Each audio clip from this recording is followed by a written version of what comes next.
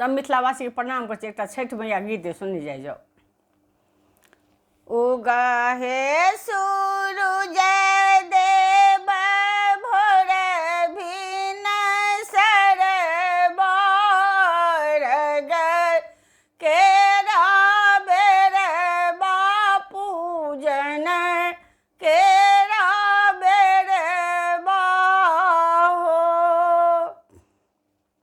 उग हो सूरज देव भोर भिन सर बरग केरा बेर बापूजन केरा बेर बाहो बर की पुकारे दोनों कल जोर बरग केरा बेर बापूजन केरा बेर बाहो उग हो सूरज देव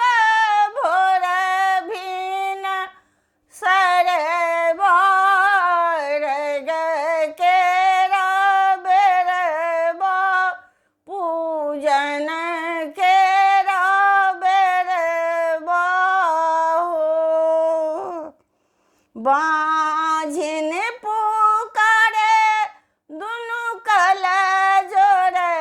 बरग केरा बेर बापूजन केरा बेर बाहो उग हो सूरज देव भोर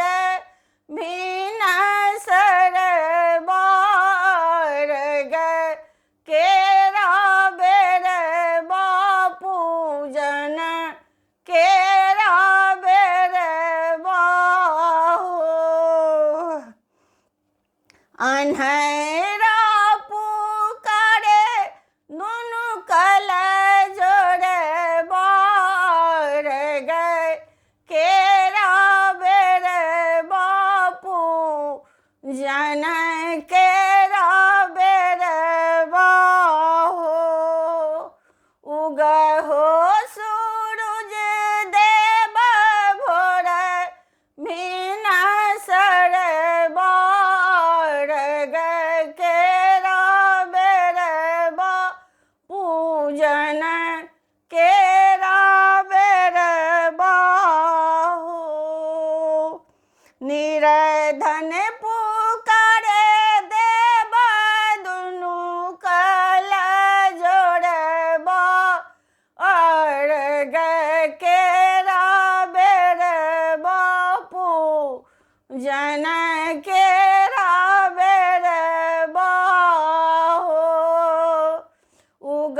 हो सूरज देव भोर भिन सर बरग केरा बेर बापूजन केरा बेर बाहो कोढ़िया पुकारे देव दुनु कल जोर बरग केरा बेर बापूजन केरा बेर बाहो उग हो सूरज देव भोर भिन सर बरग केरा बेर बापूजन केरा बेर बाहो लंगैरा पुकारे देव दुनु कल जोर बरग केरा बेर बापूजन केरा बेर बाहो उग हो सूरज देव भोर भिन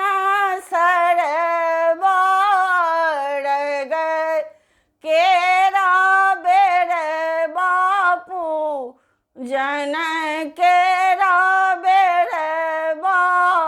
हो उगहो सूरज देव भोर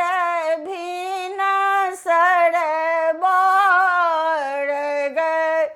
केरा बेरबा पूजन केरा बेरबा हो। जय हो दीनानाथ, सबकी रक्षा करवे। धन्यवाद।